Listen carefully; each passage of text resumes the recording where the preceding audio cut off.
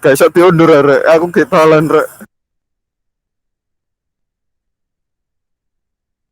Melipiro dilu tok Minggir iki. saya mek maca slide kok. Iya, mek maca slide.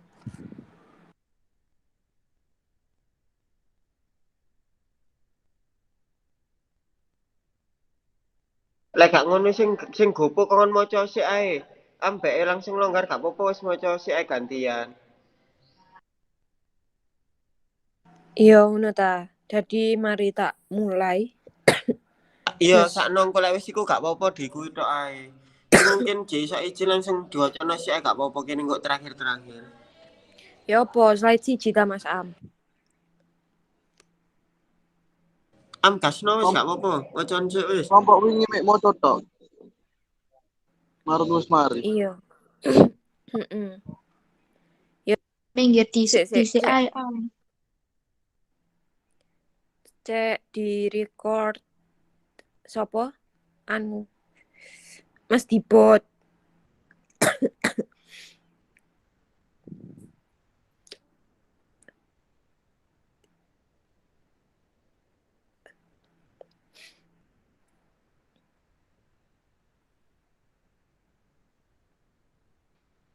Wis melipir ah.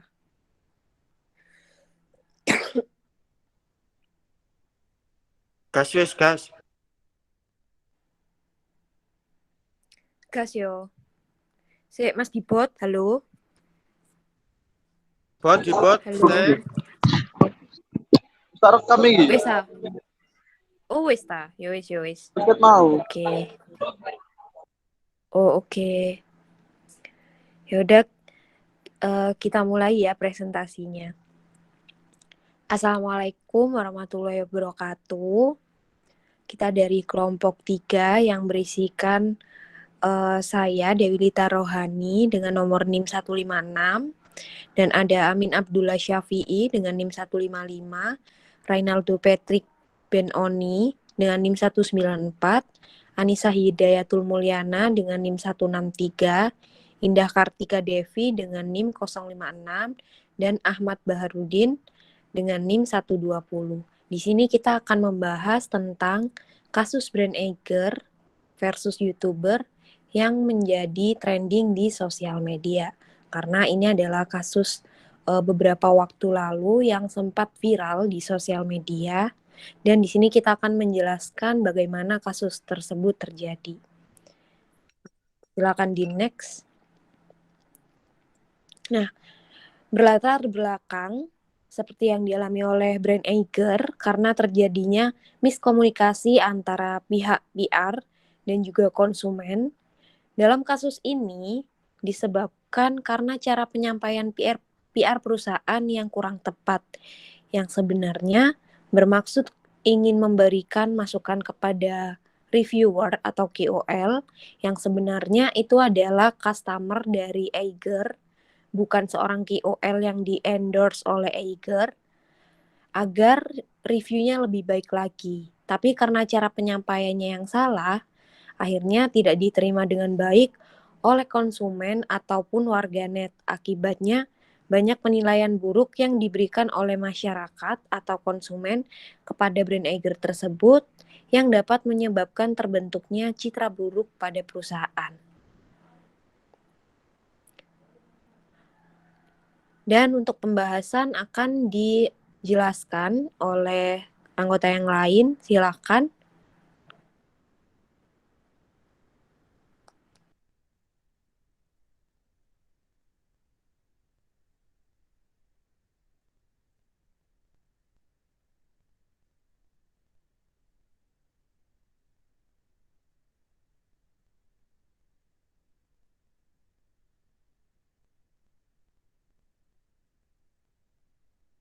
Oke, akan saya lanjut untuk menjelaskan pembahasan di sini ya. Dan untuk pembahasannya di sini, insiden ini berawal dari unggahan akun @dunia Dian di Instagram pada hari Kamis tanggal 28 Januari 2021, ya sekitar 1 tahun yang lalu ya, Dian mengunggah surat keberatan yang ia dapat dari Eiger, yang berisikan dalam surat itu Eiger mempermasalahkan video di YouTube Dian yang berjudul Review Kacamata Eiger Kerato. Dalam video tersebut, Dian menyebutkan cocok jadi kacamata sepeda. Akan tetapi di video tersebut memang kualitas videonya itu kurang baik, sehingga terjadinya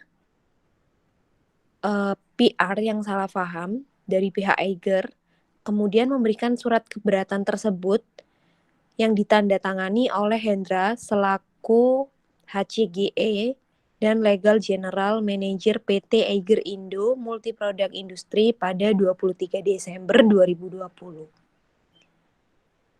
Next.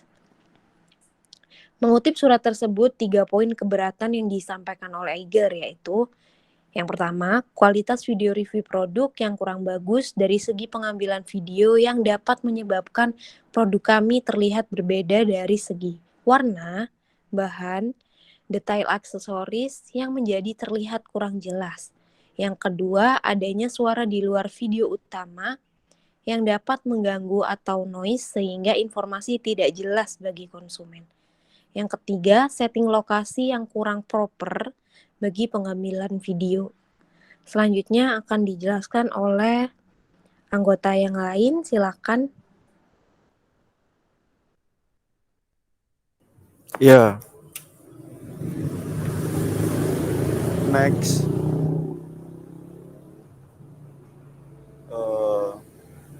Perwakilan PT Eiger menyampaikan permintaan maaf atas apa yang terjadi dan menyadari bahwa surat yang dikirimkan kepada YouTuber itu salah. Sehingga perusahaan menyampaikan permintaan maaf yang sebesar-besarnya kepada masyarakat tentang masalah yang terjadi. Krisis ini PR dalam mencari solusi untuk membenahi, mengklarifikasi masalah tersebut dengan mencoba mendengarkan keluhan-keluhan yang telah terjadi di masyarakat. Setelah dirasa sudah menemukan jalan keluar atau solusi, perusahaan berusaha menghubungi pihak-pihak masyarakat yang merasa telah dirugikan tersebut sehingga menemukan jalan keluar bersama atas permasalahan tersebut. Yuk, next. Selanjutnya dijelaskan oleh kelompok yang lain.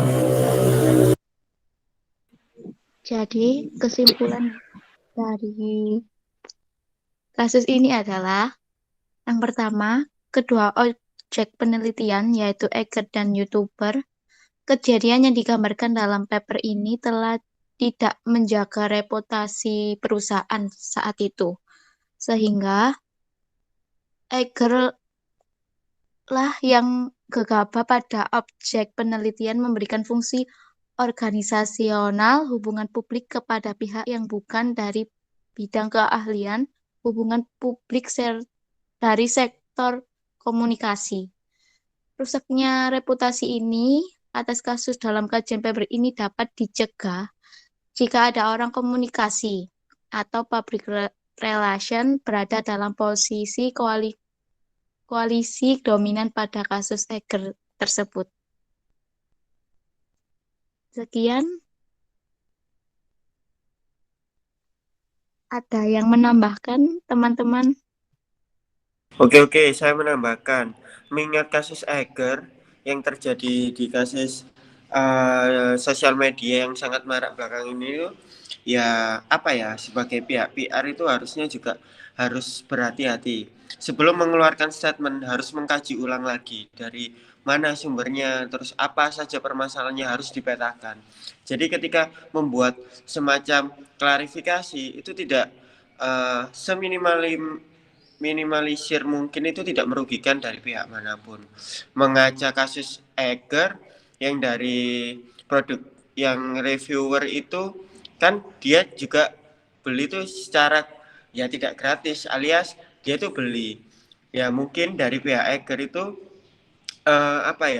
tidak melihat atau berpikir secara jernih dari sebagian PR tersebut itu. Akibatnya kan banyak juga akhirnya respon dari warganet itu yang membludak, yang isinya tuh antipati terhadap produk Eiger. Padahal eh, kekuatan dari Eiger ini namanya juga sangat-sangat sudah terkenal. Bahkan hanya karena sebuah kesalahan kecil itu menjadi mencoreng nama yang sudah sangat lama dibangun dari Eiger itu sendiri.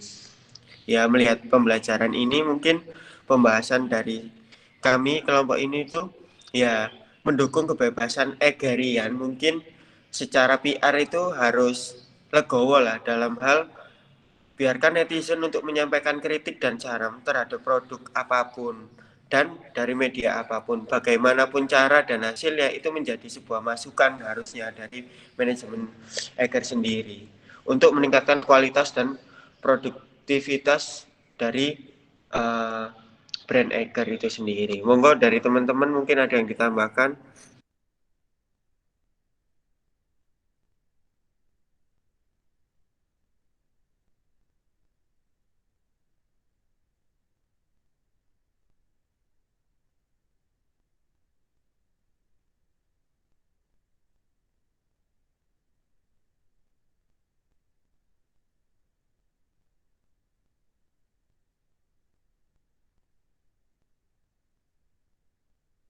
Oh ya, Kalau kalau menurut dari saya, saya, iya ya, dari Indah oh mungkin ya Kak. Indah dulu monggo. Ya, kalau dari saya PR Agri itu kurang berkomunikasi dengan yang lain karena sebuah komunikasi itu harus benar-benar dikomunikasikan karena kalau miskomunikasi itu bisa kayak kejadian kayak Agri ini, kurangnya komunikasi dengan kayak atasan, kurangnya komunikasi dengan yang lainnya. Karena komunikasi itu menurut saya itu penting karena komunikasi itu sangat sangat sangat vital karena itu tadi kalau kita tidak berkomunikasi dengan semua orang kejadiannya kayak Egri ini. Jadi kayak kurang berkomunikasi itu Egrinya itu salah mengambil keputusan jadi Egri menjadi kayak kurang baik gitu loh di kalangan masyarakat khususnya di PR-nya. Oh iya itu Bu, kalau menurut saya. Yang lain gimana?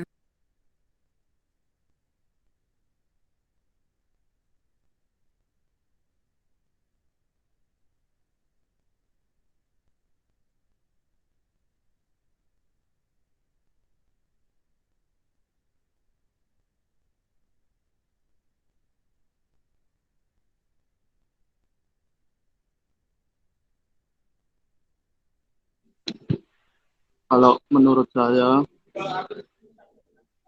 R. Eker harus membuat press release kepada masyarakat untuk bisa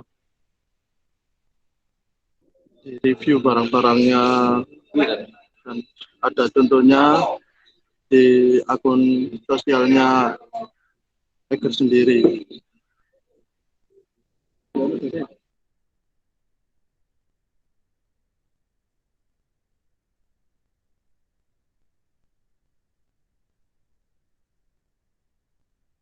Lagi teman-teman,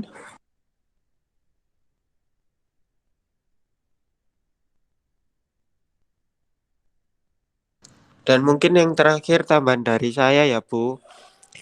Semoga pembelajaran bisa jadi pembelajaran bersama kasus ini. Banyak pelajaran berharga dari kasus Eger ini yaitu soal PR, soal branding, handling krisis dan sebagainya. Itu harus benar-benar itu dikaji ulang sebelum menyampaikan apa yang kita sampaikan. Karena apa? Sekali kita melakukan kesalahan dalam penyampaian, itu akan menjadikan narasi publik itu yang mungkin dengan perbedaan pendapat-pendapat yang berbeda itu jadi malah bisa jadi polemik dan bahkan jadi bumerang terhadap eh, brand tersebut itu tadi. Ya mungkin yang bisa kita pelajari dari aspek ini, yang pertama itu menjadi sorotan adalah ya mau gak mau dari pihak Eger atau Dian Widianarko yang merespon dengan cara yang positif. Nah, kemudian yang kedua, bagaimana sih Eger itu melakukan gerak cepat dengan melakukan permohonan maaf atas sebuah kesalahan? Jika dibiarkan, boleh jadi akan berdampak pada produk penjualan Eger serta kehilangan respek konsumen terkait produk-produk Eger. Memang tak ada yang sesuatu yang sempurna. Tapi satu hal yang patut kita ingat, dari pihak Eger sendiri tuh berupaya untuk terus mengibarkan nama besar Indonesia di kancah internasional melalui produk-produk yang berkualitas.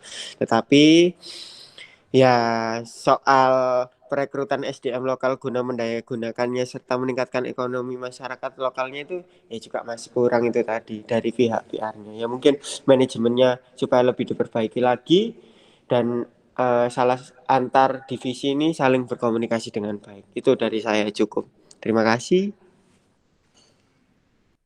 Oke, baik. Terima kasih banyak untuk teman-teman semuanya. Dan mungkin ada sedikit tambahan dari saya.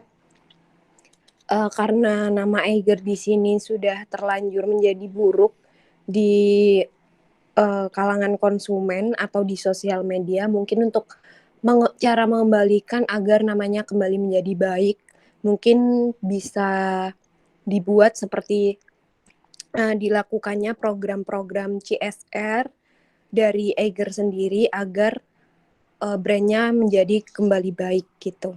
Dan untuk perusahaannya kembali menampilkan citra yang terbaik. Mungkin ada tambahan yang lainnya. Kalau tidak ada, akan saya tutup presentasi kelompok kami. Mungkin kalau dari saya ya, komunikasi antara bawahan dan atasan itu sangat penting. Karena kan kalau misalnya kita Kak berkonsultasi dengan atasannya si Eiger ini, pasti PR-nya itu tuh kayak membuat keputusan yang nggak sesuai sama keinginan dari kalau CEO-nya Eiger ini kan. Sehingga PR ini mengambil keputusan salah dan menyebabkan perusahaan Eiger ini menjadi lebih buruk di mata netizen Twitter. Dan mungkin kalau bisa dibenahi lagi, seharusnya PT PR dari Eiger ini merilis suatu surat permintaan maaf dan bisa diposting di media sosialnya, ofisialnya si Eiger, sehingga bisa dibaca oleh peminat-peminat produk Eiger bahwa ia sudah melakukan permintaan maaf terhadap oknum yang membuat video itu. Terima kasih. Oke, baik. Saya rasa sudah cukup presentasi dari kelompok kami karena di sini kami sudah menjelaskan secara rinci tentang kasus brand Eiger versus YouTuber yang trending di sosial media, dan semoga ini bisa menjelaskan sejelas-jelasnya. Dan terima kasih untuk teman-teman semuanya. Apabila ada salah kata dari kelompok kami mohon maaf yang sebesar-besarnya. Assalamualaikum warahmatullahi wabarakatuh. Waalaikumsalam warahmatullahi wabarakatuh.